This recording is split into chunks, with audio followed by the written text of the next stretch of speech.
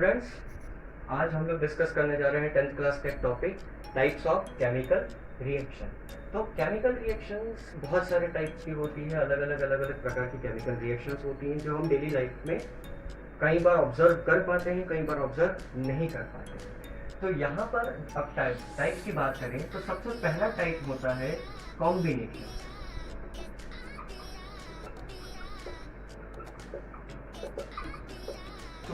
Combination reaction एक ऐसा type है जिसमें दो या दो से ज्यादा एलिमेंट्स या कंपाउंड आपस में मिलकर एक नया कंपाउंड का फॉर्मेशन करते हैं। एग्जाम्पल के लिए कि हम यहाँ मान लें कि एक एलिमेंट है ए और एक एलिमेंट है बी, ये दोनों मिलकर आपस में सी का फॉर्मेशन कर रहे हैं। तो ये रिएक्शंस क्या कहलाती है?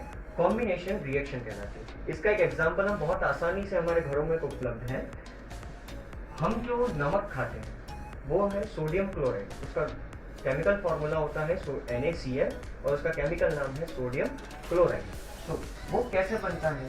जब दो सोडियम के एटम क्लोरीन के एक मॉलिक्यूल के साथ रिएक्ट करते हैं तो वहाँ पर दो सोडियम क्लोराइड मॉलिक्यूल का फॉर्मेशन होता है। सेम चीज हमारे वाटर बनने की प्रोसेस भी वैसी ही है कि जब हाइड्रोजन गैस ऑक्सीजन के साथ रिएक्ट करती है तो यहाँ पर 2H2O का फॉर्मेशन होता है और ये क्या है? एक सिंगल कंपाउंड। मतलब यहाँ पर क्या हुआ है? दो एलिमेंट्स ने मिलकर एक कंपाउंड का फॉर्मेशन किया है। तो वो रिएक्शन क्या कहलाएगी? कॉम्बिनेशन रिएक्शन, मतलब कि किसी भी चीज का कंबाइन होना। एक और हम एग्जांपल देख सकते हैं कि जब हम कैल्शियम ऑक्साइड को कार्बन डाइऑक्साइड के साथ रिएक्ट करवाते हैं तो यहाँ पर बनती है कैल्शियम कार्बोनेट का फॉर्मेशन होता है। तो ये कैल्शियम कार्बोनेट क्या है? कैल्शियम कार्बोनेट बेसिकली हमको मिल जाता है जितनी हमारे घरों में टाइल्स होती हैं उनका मेन इंग्रेडिएंट होता है या कॉन्स्टिट्यूशन होता है मेन कैल्शियम कार्बोनेट। तो कैल्शियम ऑक्साइड और कार्बन डाइऑक्साइड ये दोनों जब आपस में मिलते हैं तो ये बनाते हैं calcium carbonate. Okay, next type यहाँ पर आता है। अब हमने बात तो कर ली कॉम्बिनेशन की बात करी है, तो अब जाहिर सी बात है कि कुछ चीज अगर यहाँ पर जुड़कर बनी है तो यहाँ पर अब कोई ना कोई चीज टूट कर अलग भी होगी। तो सेकंड टाइप जो आता है वो आता है डीकम्पोजिशन रिएक्शन।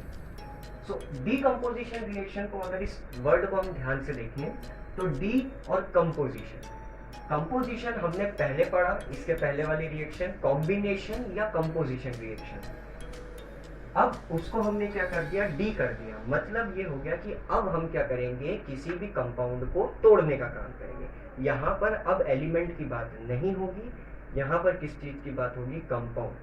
तो डीकम्पोजिशन रिएक्शन वो सभी रिएक्शंस होती हैं जिनमें एक बड़ा कंपाउंड किसी कारण से, या तो वो हमारे फिजिकल उसका रीजन हो सकता है, कोई कैटलिस्ट हो, कोई एंजाइम्स हो, या हीट हो, वाटर हो, इनके कारण वो एक बड़ा कंपाउंड उससे उसके कंपैरिजन में छोटे छोटे कंपाउंड में टूट जाए, वो रिएक्शन कहलाती है हमारी डीकम्पोजिशन रिएक्शन।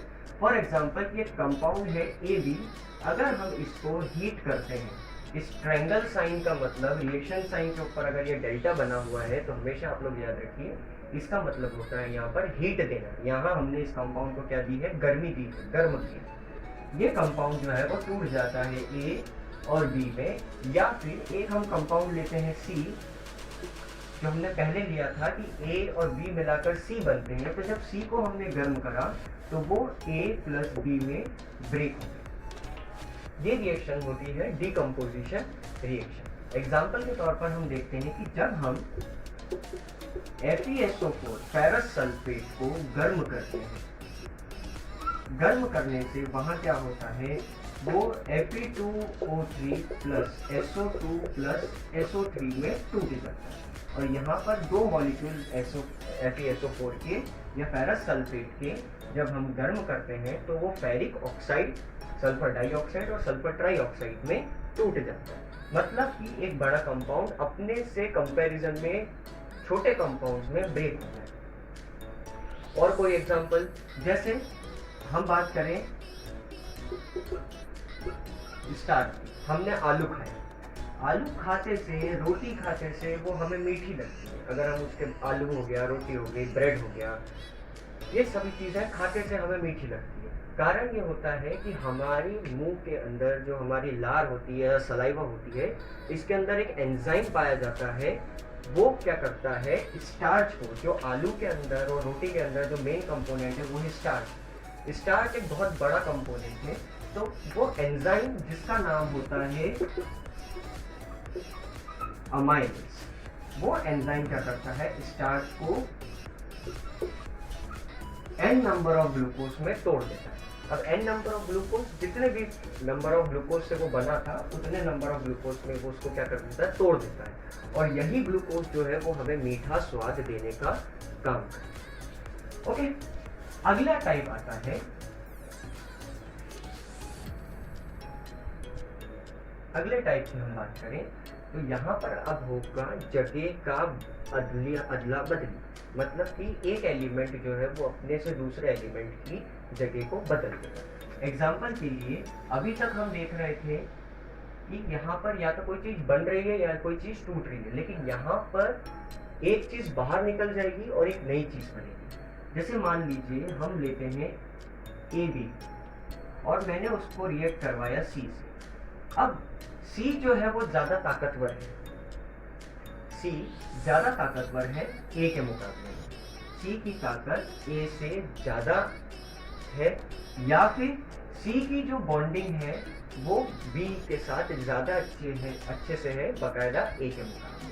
तो यहाँ पर क्या होगा, C जो है वो A की जगह आ जाएगा और A जो है वो बाहर हो जाएगा और यहाँ बनेगा CB प्लस A। और इस तरीके की जो रिएक्शन होती है, इन रिएक्शन को हम बोलते हैं डिस्प्लेसमेंट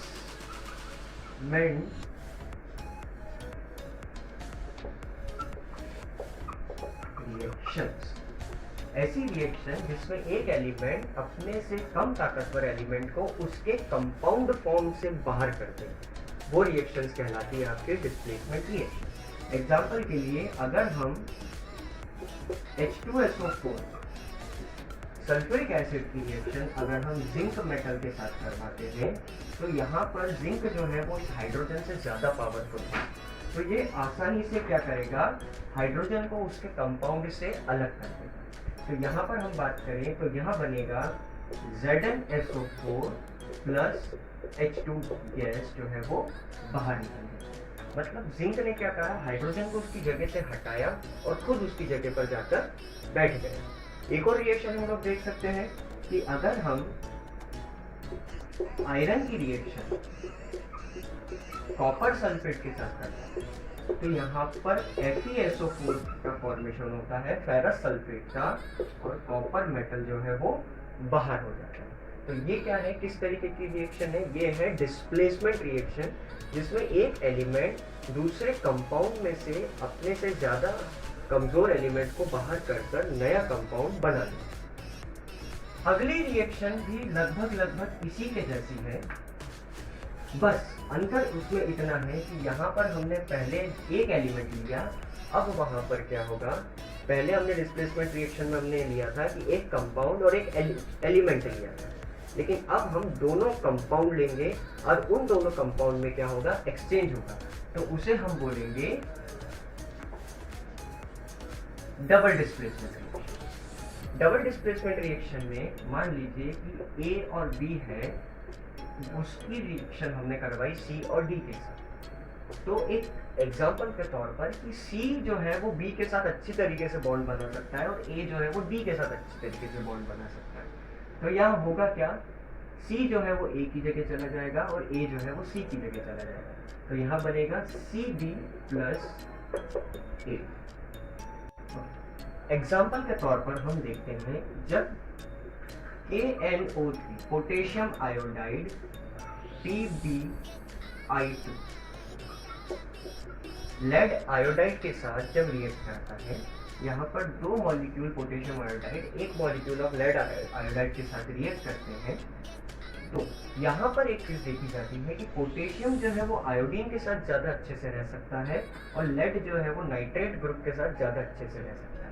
तो यहाँ पर जो है डबल डिस्प्लेसमेंट होगा, मतलब पोटेशियम की जगह आ जाएगा लेड और लेड की जगह चला जाएगा पोटेशियम।